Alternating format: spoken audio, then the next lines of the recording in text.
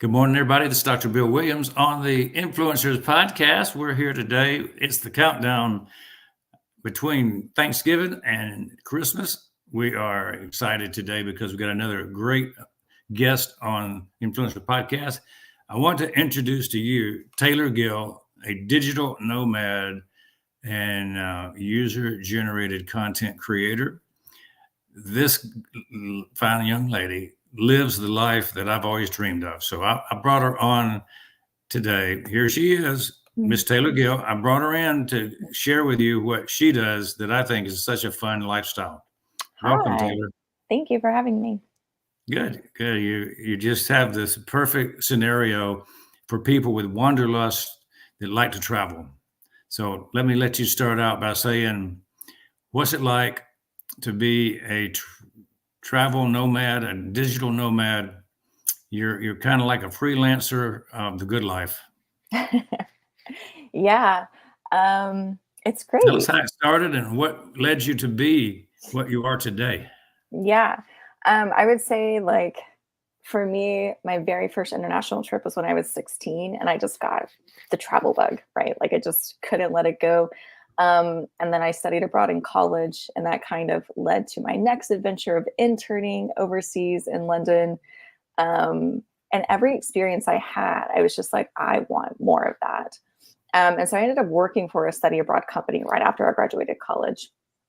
And that, I think, gave me the confidence because I just gained so much knowledge just from being around other people who were travelers. And then I was like organizing travel for students.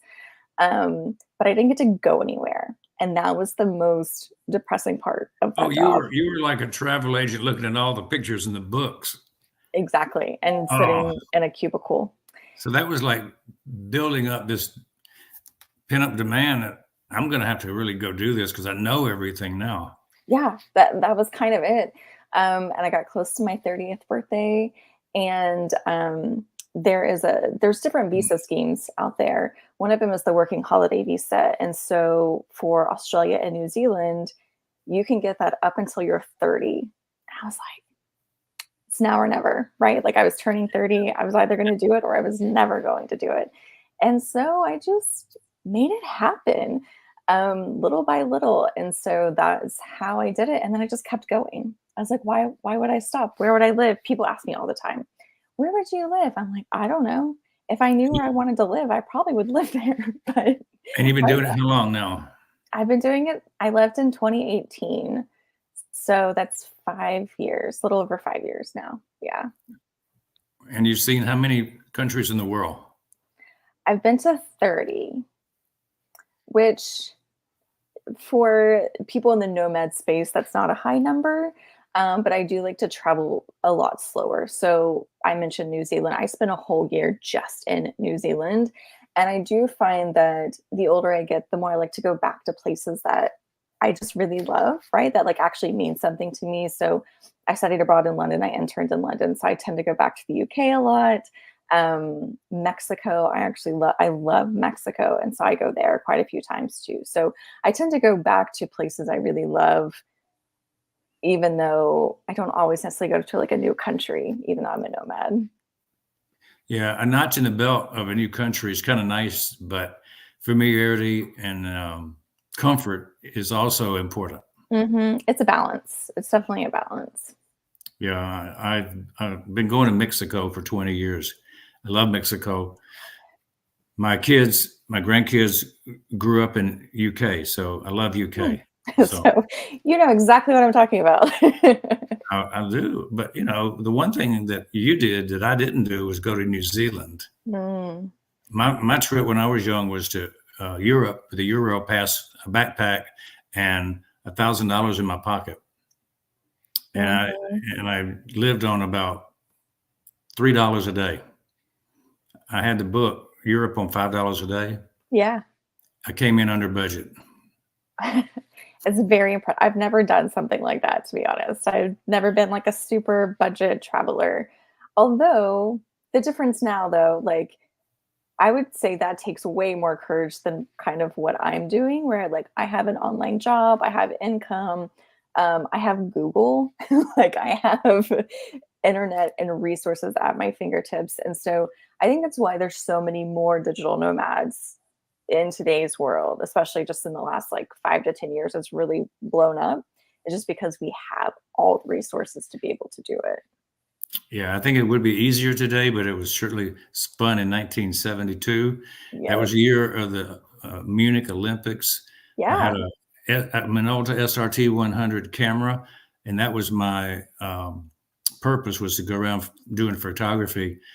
And you know how many packs of film you use up as a photographer. I'm sure that got heavy.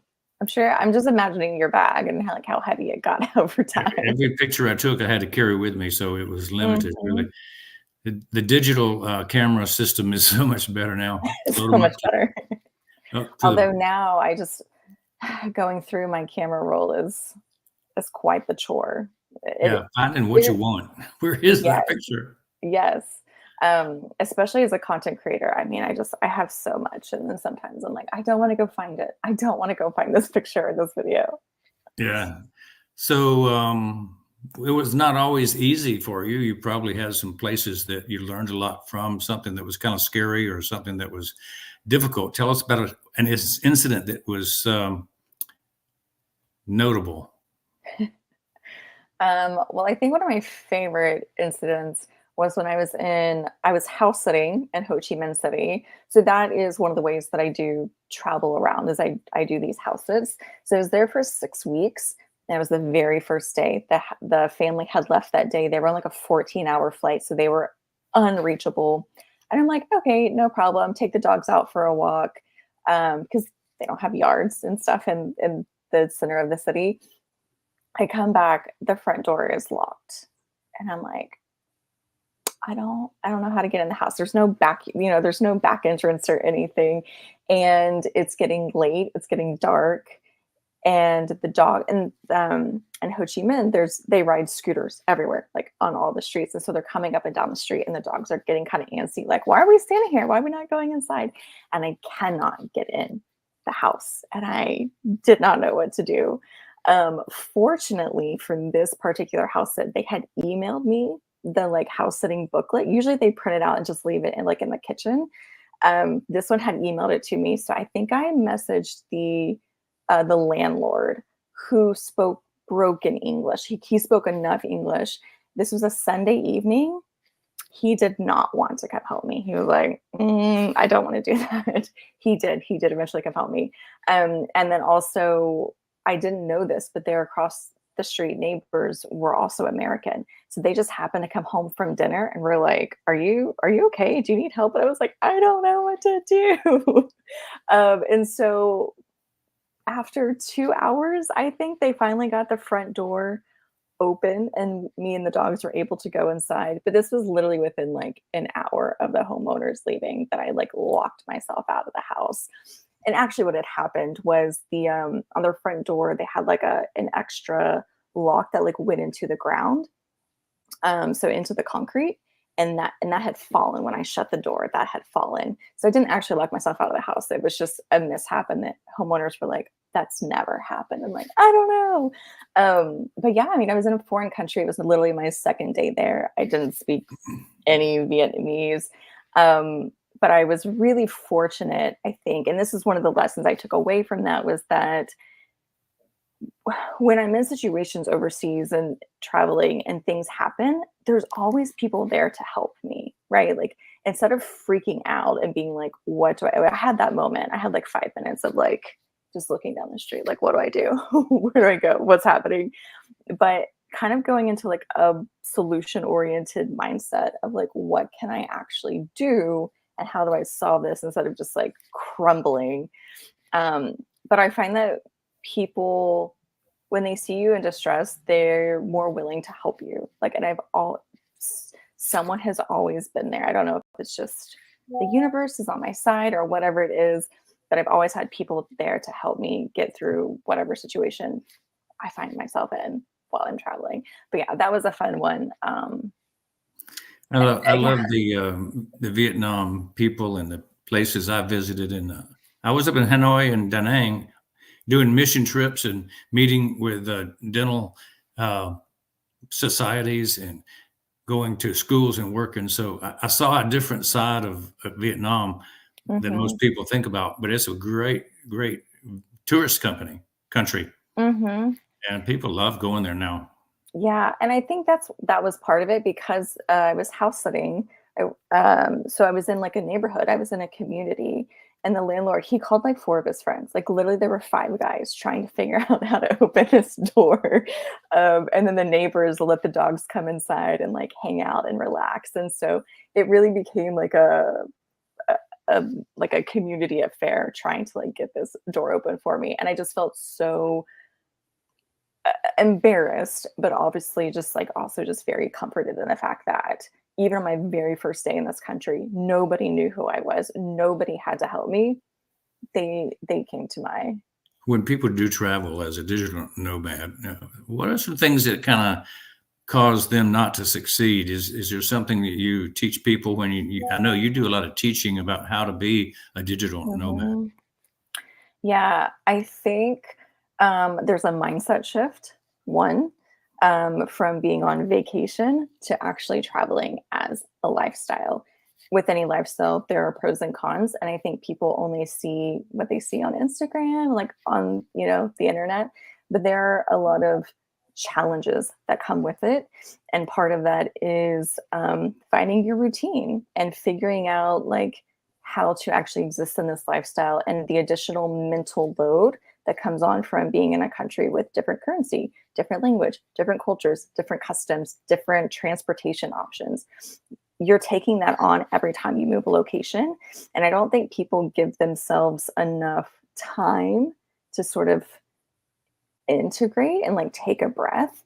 And so what happens for a lot of people, they get burnt out, they get overwhelmed, or they're so far out of their comfort zone and they don't give themselves the space to sort of adjust.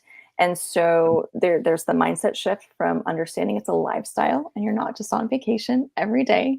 Because nomads do work. That's kind of part of being a digital nomad. You have some sort of online income or job that you're doing. And then I think traveling too fast. Um, Going too many places in short times. Kind of what we were talking about earlier, like it is so fun to like mark countries off your list and put that notch in your belt, and it is really exciting. But if you're not really experiencing it and integrating, then you're just consuming, right? I think there's a difference between consuming a location and experiencing a Kind of like getting location. off a cruise ship, going to see the island for about 4 hours and getting back on the cruise ship. That's not a vacation. Exactly. And there's a time and a place for all of those things, but as a nomad, I think it's learning to slow down, to meet people, make friends, have a community, right? Learn something from the experiences that you're having. Um, and then also I would say the last thing to give 3 reasons is they don't actually figure out the money part before they leave. And they think it's going to happen while they're traveling.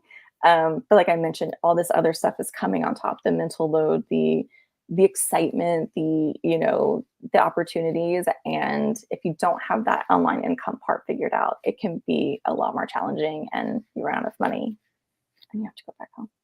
Yeah, and you might say people that travel with a passport that's going to expire while you're on your trip is not a good idea. Yes, and not even going to expire, but needs to be renewed in the next 6 months. Many countries will not let you in if it has an expiration date within the next or like 6 months from traveling. So just do it sooner than later. Yeah, and one thing I think that people don't often think about is the danger they put themselves into by doing things they shouldn't be doing in a foreign country. One of them is the selfie stick or the selfie picture in a dangerous place, and they might be the last picture that ever taken of them. You've seen a lot of Hmm. that on the internet. Yes, there's a lot of that. That actually, I worked in Yosemite for a summer when I was in college.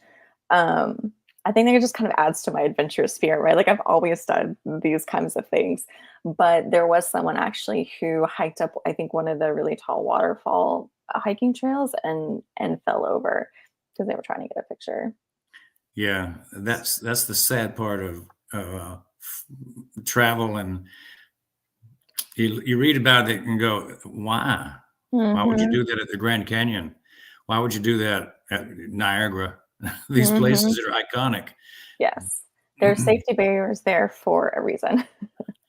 I would ask you this because really people want to know. We have people watching from 190 countries around the world, and they are all interested in being digital nomads. I'm sure in their heart that's kind of where they would love to be. What Mhm. motivates you internally to keep doing this? One, I mentioned at the top, I don't know where I would live. Like, there's not one place that calls to me. It really is this uh, so many places call to me, and I just want to be in all of them at different times. Um, Two, I would say when I'm traveling, I feel the most like me and I feel the most creative. That's why I became a content creator. Is I started traveling, and then all of these ideas and wants to create and put stuff together kind of came to me. I always had the idea. I always wanted to start a blog and do these things. I was like, what would I write about? The minute I started traveling, like I have a list of ideas so long that I will never get to because I don't have the time. Um, so I think for me, it's just that not that I become a different person because I'm the same person, but there's definitely that feeling of like I'm the most myself. And that's kind of hard to not give into, right? It's hard to not be traveling or going around when it feels right. I don't know that You that helps anybody else, but that's just what it now is you for me. you're self-employed and you do what you want when you want, but you also have a business part of your life.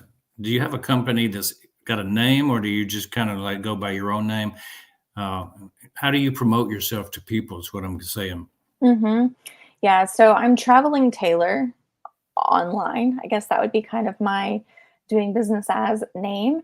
Um, and my motto is just to educate and inspire because I do think that there's a lot to the travel space. There's just a lot to it. And having worked and study abroad and having interned abroad and now being a digital nomad, I have a lot of variety of experiences You and do. information. And so I want to help people. I want to educate them. Like two of my biggest videos on TikTok are how to get through airport security, um, and how to take the Amtrak train, right? They're all how-to videos because people don't understand the process of doing it. And it seems overwhelming and it's scary. And I totally understand that. I'm only comfortable doing it now because I've been doing it for so long. And I've had people that I could ask questions to and get that information. So I want to educate first how to do these things, demystify the nomad and travel world, and then also inspire I and love it. explain to people that like you can do this too. It's actually not that hard if it's something that you really want. Let's talk about three areas that are things that you promote, talk about in your trainings, maybe that are secrets that people could use. Some tips, like when I backpacked through Europe for 10 weeks on a Euro pass, I got very good at figuring out my itineraries so that I could sleep on the train and not have to stay in a pension or a Yep. hostel. Done So, that. yeah, that's it is only $5 or $3 sometimes to stay with a meal in a hostel. So it lent itself pretty well to keeping on that $5 a day trip. Hmm. But sometimes the sleeping on a train, you don't quite get a good night's sleep when the Hmm. passenger berth is full and you're sitting straight up. Yes. What can you share with us? I would say first is to take it step by step. So when I first became a nomad, it took me about a year to kind of take all the steps necessary, build my online income. I quit my job. I like moved in with my mom for a few months while I built my. I started out as a virtual assistant. That was my first job, and so building that up, and I just took it step by step by step. You don't have to be able to like leave tomorrow to make this work. You can sort of plan towards your future. Um, the next I would say is to Give yourself the space to not, maybe permission. I think that's a better word. Give yourself permission to not like it. I think we put so much pressure on ourselves when we make these big life decisions that it has to work. You've told all these people that you're doing this thing and it has to work. And that just actually gives you more stress and anxiety. But if you give yourself permission to not like it, then you're able to sort of walk through it and keep an open mind and just accept what comes to you and adapt a little bit better. And I've seen this with many nomads. They're just like, I left home and I sold my car and I did all this stuff. And what if I hate it? Like, what if you hate it? You go back home. The worst thing you could actually do is stay in a situation that's not right for you because you're scared of what other people will think. And so maybe that's the third success secret is like, stop caring what other people think. Learn what you need. Learn what your routine is. Learn what you need to travel with. I travel with a hairdryer.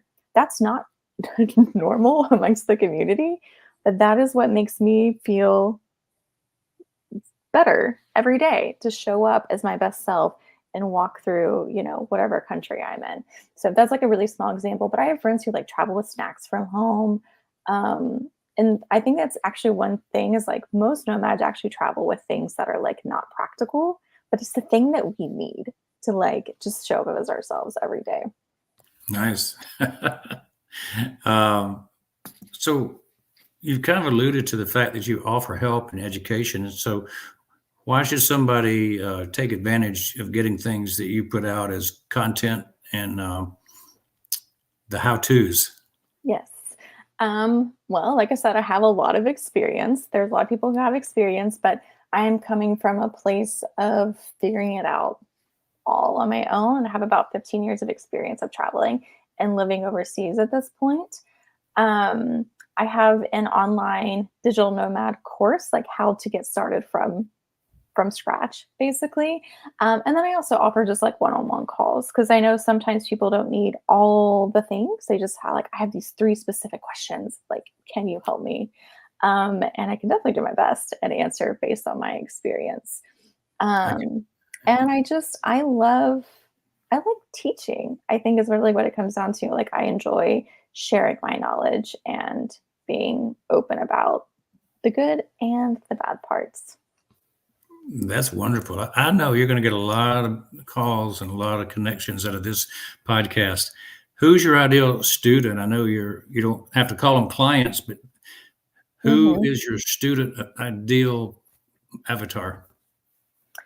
Someone who is early in their travel or nomad journey. The nomad lifestyle isn't for everyone. And I'll say that over and over again. It is not for everyone, but it is for anyone who wants to do it.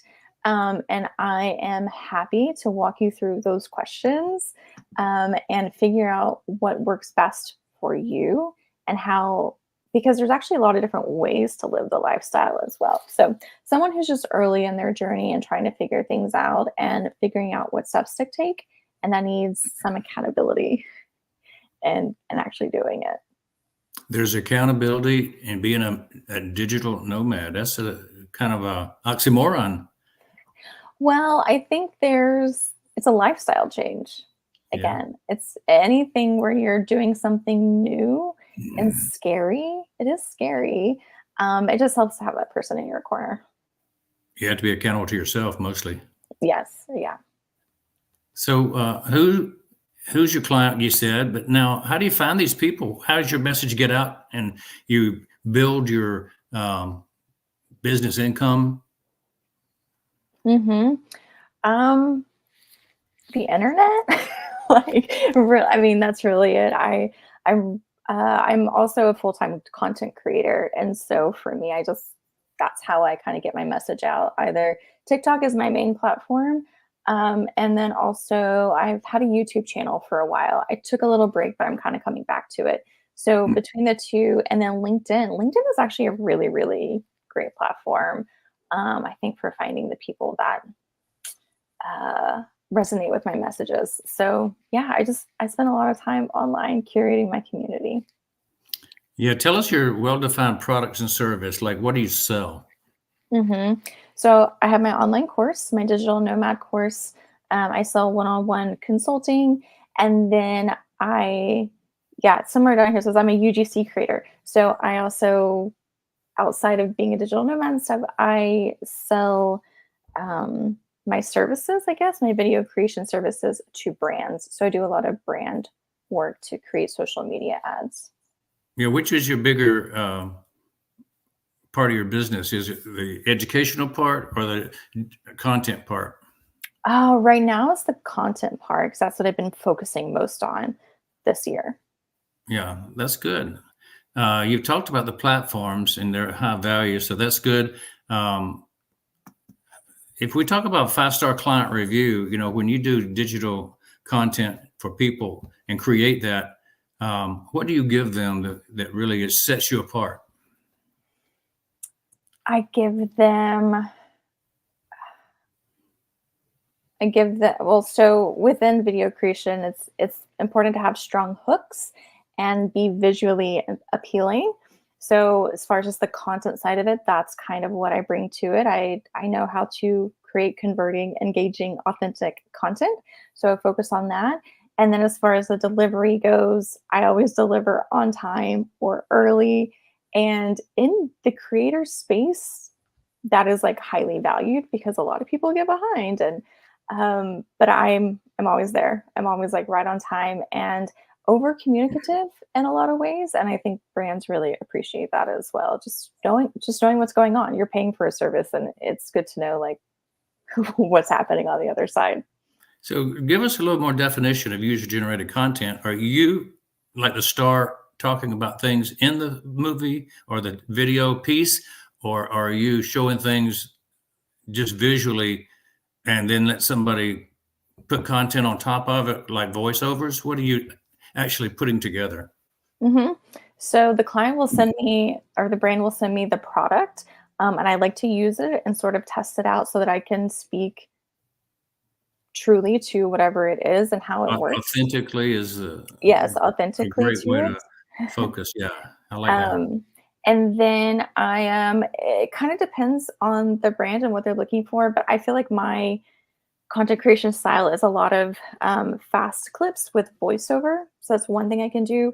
I also have an Amazon store though. And so I'm getting more into just sort of like sitting and talking about a product and how it's used and doing less editing and making it even more authentic and real. So there's so many different ways to create content that is engaging. And I think it depends. It's important to know what platform it's going on. That's usually the first thing I ask. Is it going on TikTok? Is it going on Instagram? Is it going on YouTube or Amazon? And that kind of decides for me what kind of format I'm going for.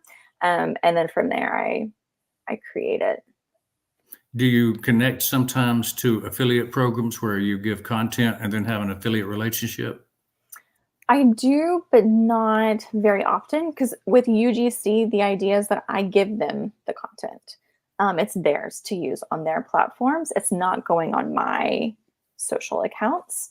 And so they could link it to an affiliate link if they posted it, but it does happen, but I don't see that happening a lot. Gotcha. Brand ambassadors are a big part of brand awareness and push. Do you use brand ambassadors in your business? I don't. I haven't. You might Uh, be you might be a brand ambassador, but you pretty much play the field giving content creation, not mhm. specifically representing one brand. Is that what you're saying? Yes. Yeah, I definitely have brands that I use and love and I talk about all the time. I kind of see myself as an inverted brand ambassador, but I don't have any for my personal business.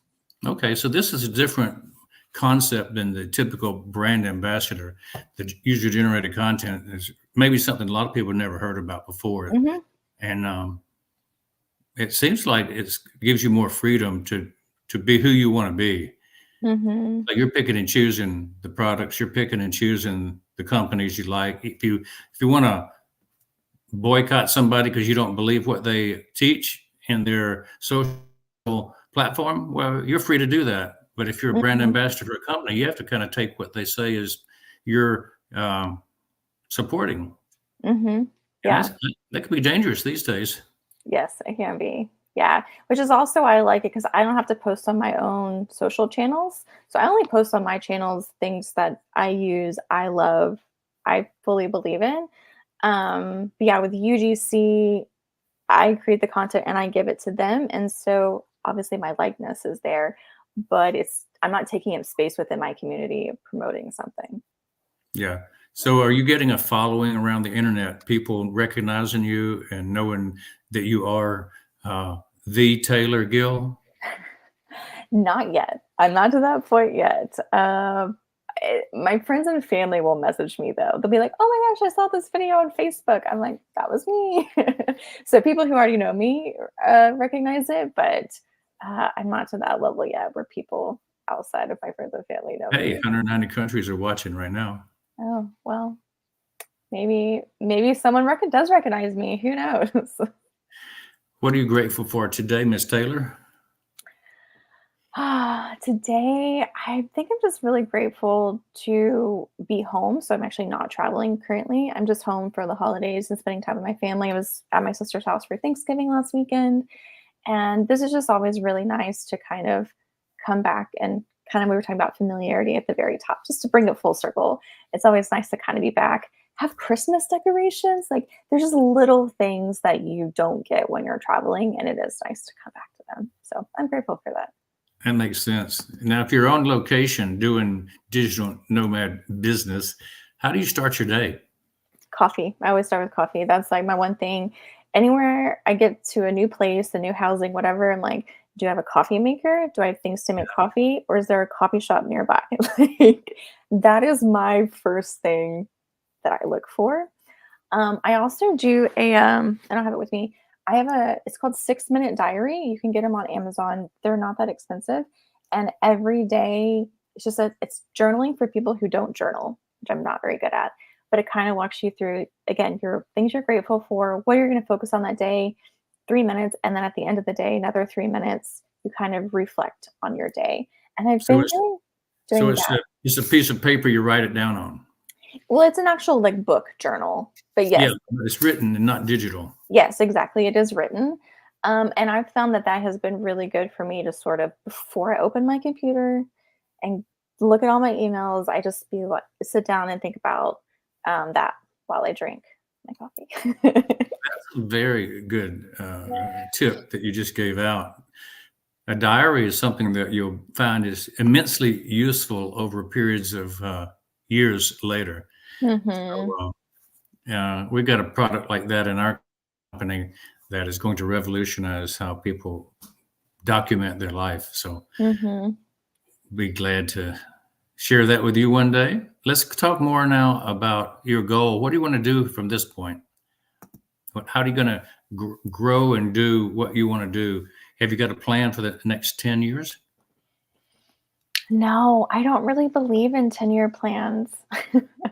I don't know if this is the millennial in me or what, but um, when they graduate college and they're like, "What's your 5-year plan?" And I'm like, I don't know because I'll probably discover something that I didn't know existed. Because in college, I discovered majors I didn't know existed. So how can I plan for something and I don't even know it exists? Like, never thought I'd be a content creator. That wasn't a job 5 years ago. So there is part of me that's like, I do think it's good to have goals, but I don't create long-term plans necessarily because I just want to see what happens. Yeah. Probably my biggest plan though, as far as like nomading goes, would be to have like a home base somewhere and then be able to travel from there. Constantly traveling. I've been doing it for 5 years and I do want a little bit more balance. Maybe a home in every continent. I mean, I have to have a lot of money for that, but we'll see. So, looking back at your life, if you would give advice to your young self as a 20-year-old, what would you tell yourself? To not be so scared to get started. I didn't really start this until I was 30. And there's nothing wrong with that. I experienced a lot in my 20s that led to this. But years before, I was like, oh, it'd be so cool to start a blog and to like write about. I lived in Colorado for 3 years. I was going on hikes and like I was doing things. I'm like, oh, I'd love to document this. But I didn't know how to create a website. I didn't know how to create a blog, and I didn't know how to do these things. And it just kept me from ever getting started. Um, and so I think it would just be to start earlier and not be so scared to start and learn how to Do you do have it. somebody you follow, a living mentor that they have impacted your life? Um, Someone I started following at the very beginning of my nomad journey, her name is Hannah Dixon. She's a British nomad freelancer, super successful. She's probably the only person that I still follow 5 years later. She's really great in business. She tells it to you straight. She's just has created this amazing community. Um, so I don't know that she's a direct mentor, but she's definitely someone that I still find inspiring. Yeah, I can imagine having somebody who's done it before in this business, very impactful, but also important to you. I imagine you'll be important to the future digital nomads that come from learning from what you're doing. Why do you want to be impactful yourself? It kind of just comes back to my motto of like educating and inspiring. I want people who I want people to experience what I've experienced and living in like the best version of me and like the most authentic version of me.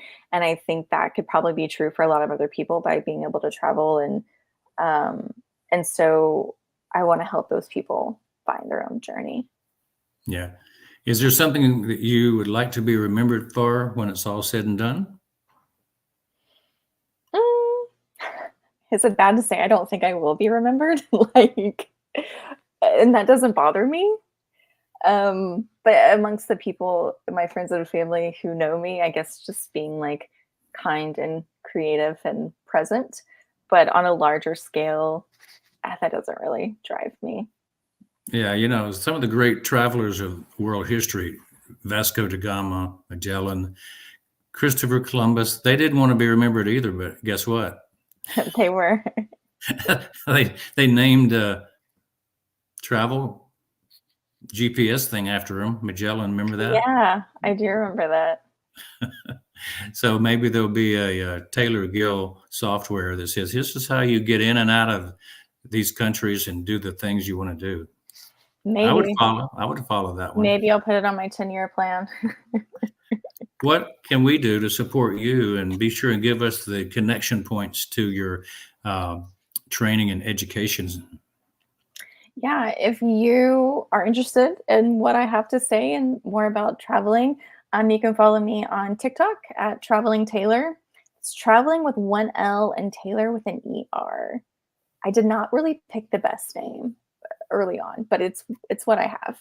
Um, and so yeah, TikTok and YouTube, and then my website is also Traveling Taylor. It's all the same across all the platforms. So whichever platform is your favorite, you can find me there. And I'm on LinkedIn. It's just Taylor Gill. So if you're a LinkedIn user, I'm also pretty active over there. Yeah, I think Traveling Taylor is good because it's simple, easy to remember, and it's unique.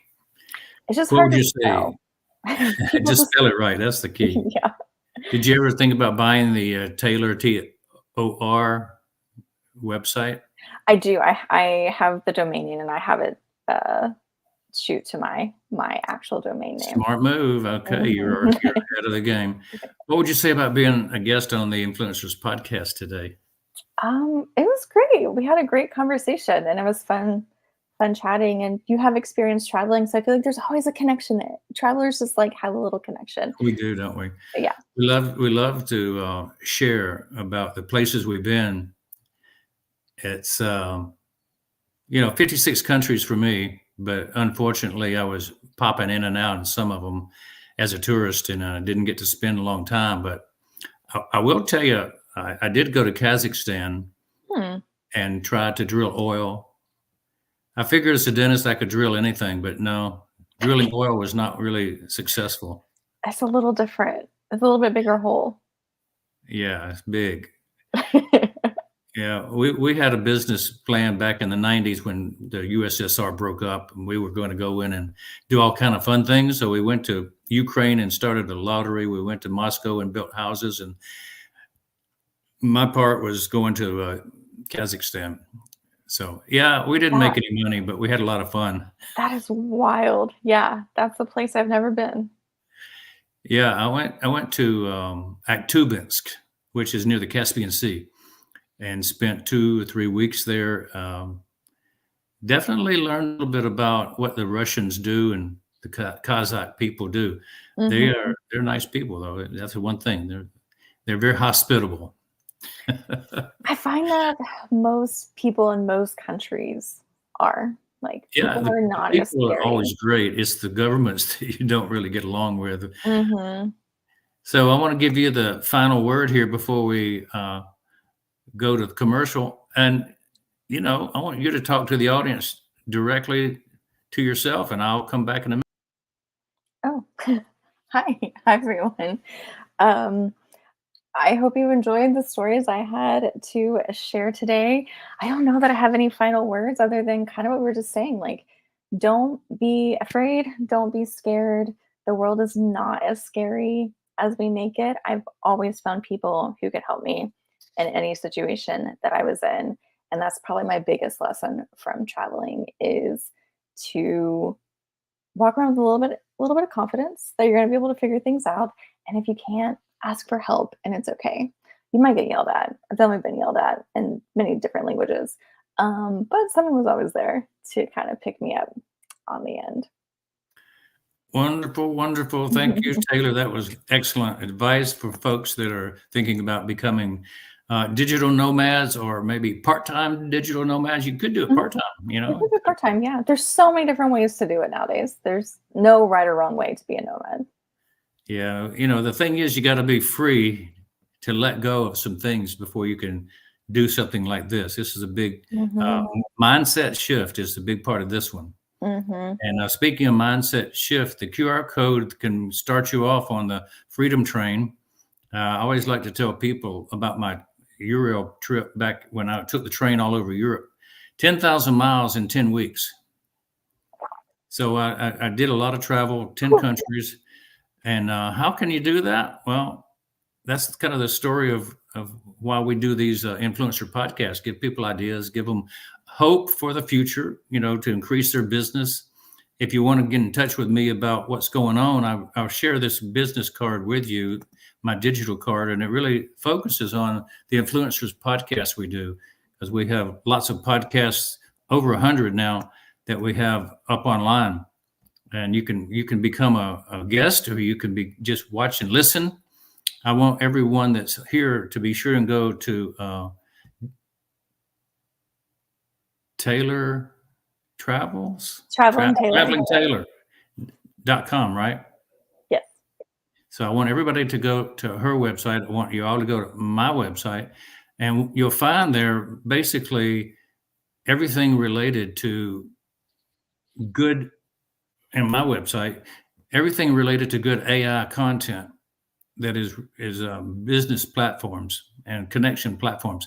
So this one, Taylor, might be useful for you and your entire group to put out information on OConnect, because one of the things that's unique about OConnect is we can go to every language and have translation.